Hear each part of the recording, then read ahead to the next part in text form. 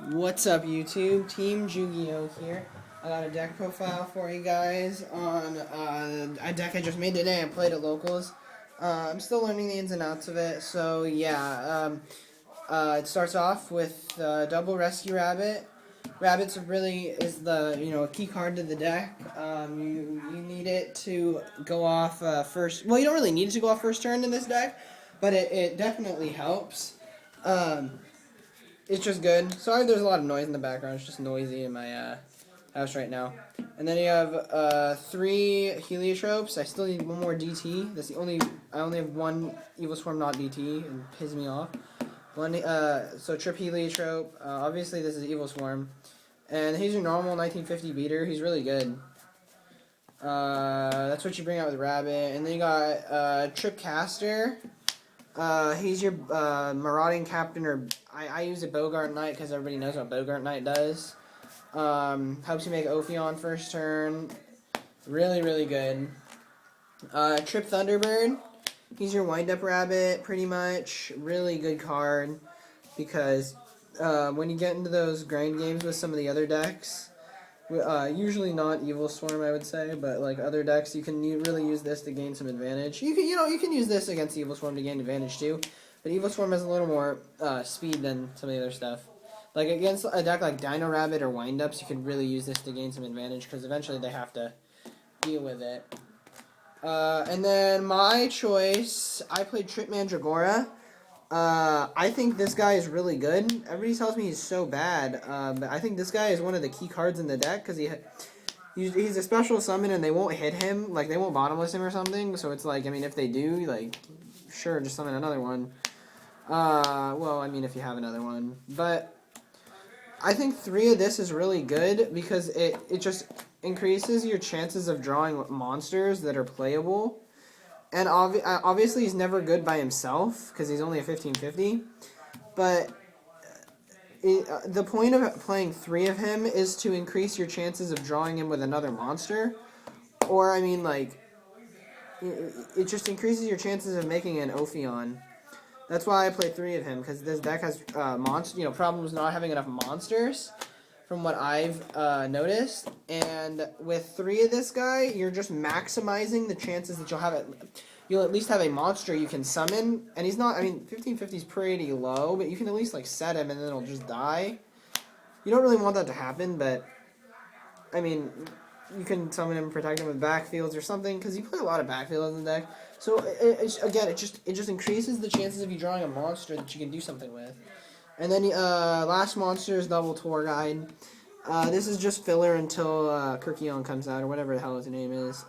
It's pretty good. I cited it out at pretty much every game because I mean it was really good and it did its job. But I mean Kirkion's obviously better for the deck. Then you got Trip Pandemic. This thing is really good. I really like this card. For monster protection, they got Trip Dress. Lots of monster protection in this deck because your monsters are so important. Dress is really good because, well, it stops from bear. Basically, it stops your Ophion from dying by bear and by blaster, which will be coming out soon. So that's why you play 3. It just maximizes the chances of your monster being protected. Again, I'm using the word maximize because this format's kind of like if you don't have it, you don't have it, and you need like to play in this this high speed format where oh yes, finally I got my Ophion, yes.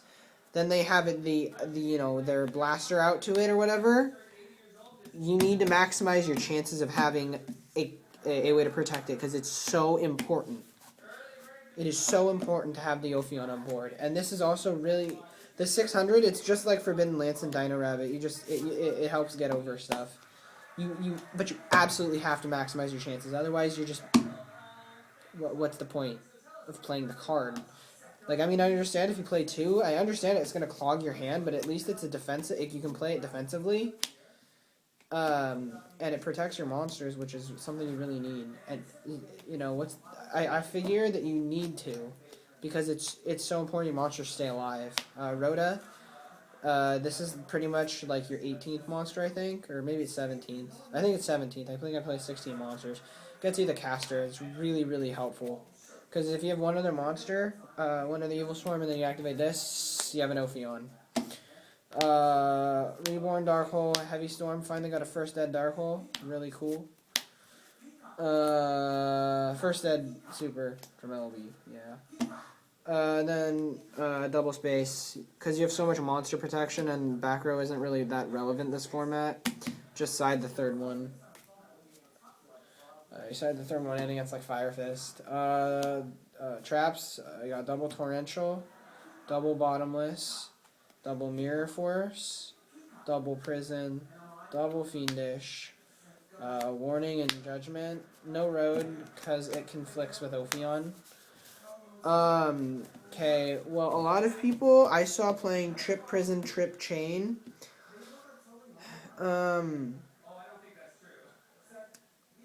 I probably wouldn't even consider going that much. Oh, my back row? You play a lot of back row. You play, what, 2, 4, 6, 8, 10, 12. 12 backfields, that's pretty good. I mean, maybe I would add in, like, another chain. But I don't think I would cut any, I don't think I'd really cut anything other than maybe, like, man, I mean, it's hard to say. Everything is really, like, needed in this deck.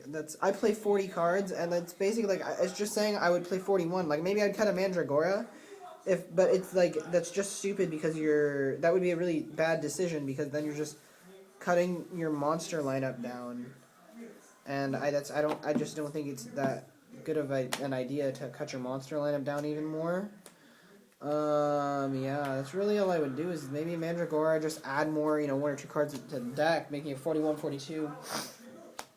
If I was going to put in those, but I just don't think they're needed. I think I'd rather play 40 and, maximize the chances of grabbing a monster and a dress to make the Ophion. It's just, you're putting yourself in the best position possible by playing your deck like this, even though it's the smallest chance. It's the same thing with skill. People say, like, oh, this is a skillless format, blah, blah, blah, blah, blah. Well, the way you use your skill is, maybe the decks are skillless and stuff, but if you have skill in this game, you can use your skill to put yourself in the best possible position to win. That is what I think about it personally. Skill, the more skill you have, the better the chances are of winning. If I miss speaking here, like the words, I'm tired. I'm sorry.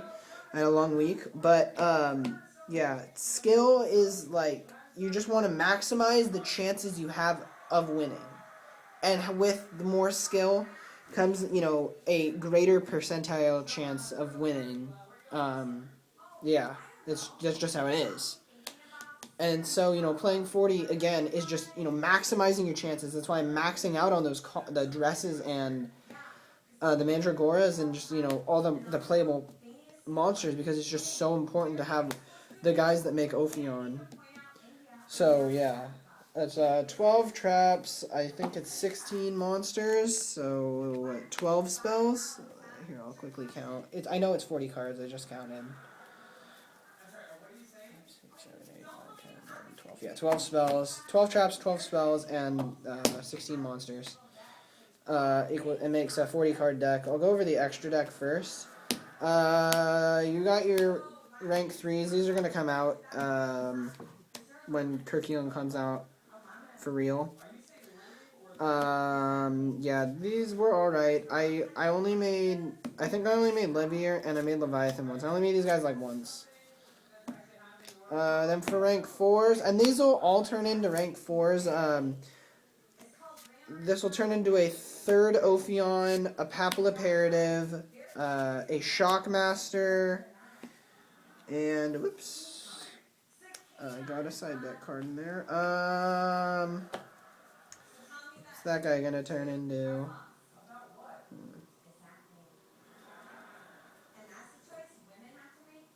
I don't know what this guy's gonna turn into. But But yeah, as I said, I know this a third Ophion, Papilloparative, and a Shockmaster, and then one other rank 4, maybe like Utopia Ray, or I really don't know. I don't know. So I'll have to figure that out. And then you got, for the rank 4s, you got the Cowboy, Dweller, Daigusto Emerald. This guy's really good, especially because of the normals in the deck. He actually has a second effect, which nobody really knows about. His effects, target 3 monsters in your graveyard, shuffle all 3 into the deck, and then draw a card. So it's like Pot Avarice, but he has another effect. Target 1 non-effect monster in your graveyard and special summon that target. Sorry, I'm tired. So you can bring back your Heliotropes, and then you can, potentially do a lot of damage off of that. So I think that's really, really, really good. Yeah, that's all I'm going to say about that guy. Maestro, whoa. Maestro, because it's debatably, I think it's pretty much the best rank. Well, it's one of the best rank 4 exceeds, just because you can do so much with it, and it gets over monsters, and I don't know, I like Maestro. I think it's a really good card. Really, really good card. Black Ship, Bahamut. I never made this today. Like, I only played this. I played this deck a pretty decent amount, but I haven't made him yet. But I know I'm going to make him because he's not as good as the big eye, but he's just like a watered down version. 1 Utopia, because it's a generic exceed. Double Ophion. You really don't need 3 right now. Like, really don't need 3. So yeah, just double is good. When Kirkion comes out, probably gonna put in 3, just because there's actually some space in the extra. Then you got Pearl.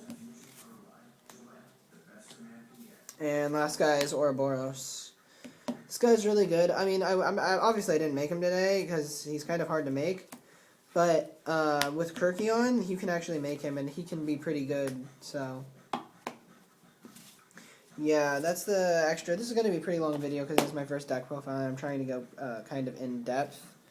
Alright, this is side deck. I cite Gramble.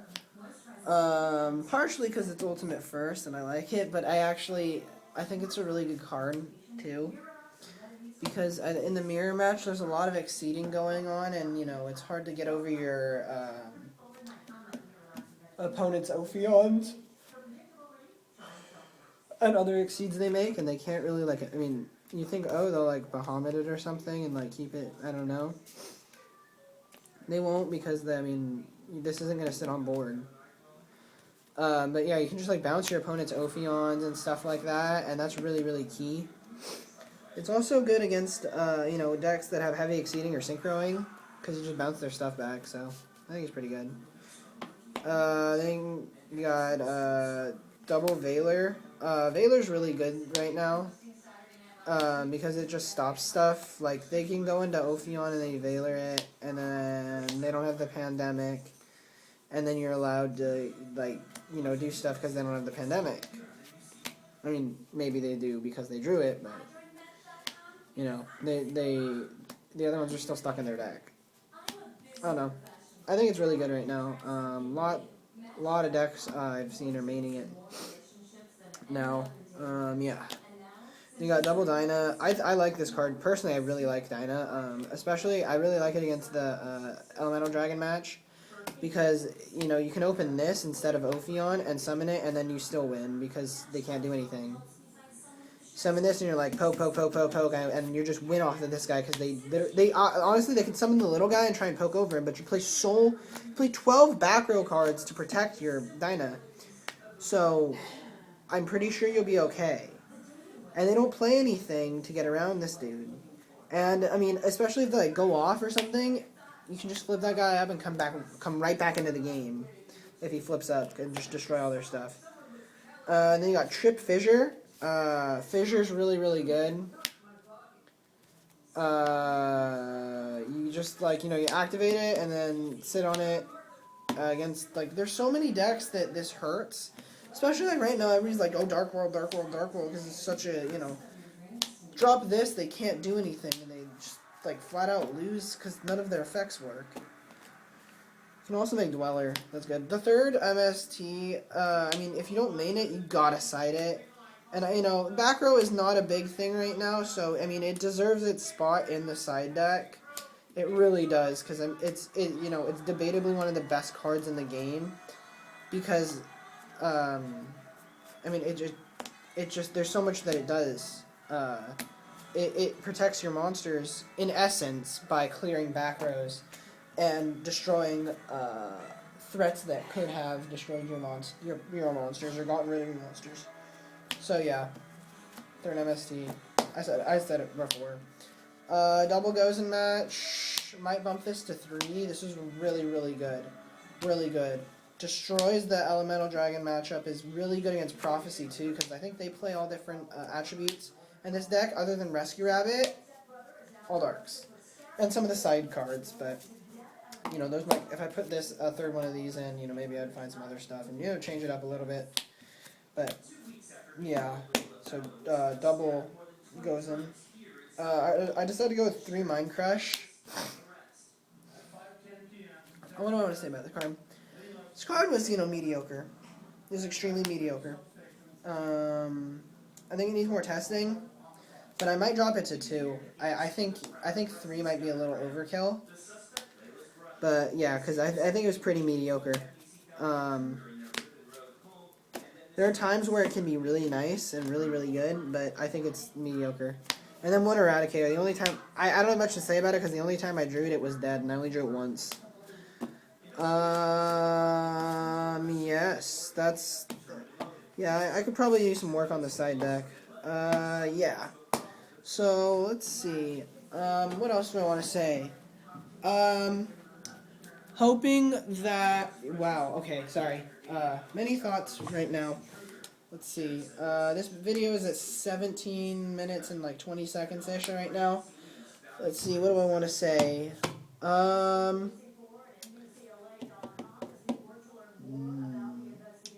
got most of these cards from Adam Korn and Alex Reynolds' booths at Frankensons. So shoutouts to those. Frankenson's a pretty cool place. Let's see. Still not sure what I'm going to be playing at Nationals. This is like, work in progress thing. Still testing decks and stuff and a lot. I really, really like this deck, but a lot of people are telling me not, don't play it, it's bad, it's bad, it's bad. But I don't know, I've had pretty good, I haven't done too well with it yet, but I mean, the deck isn't really complete until next week. Oh yeah, next week there is a regional. I'm going to try, since I'm not actually going to compete in the main event, because I'm busy that day and I have to show up late.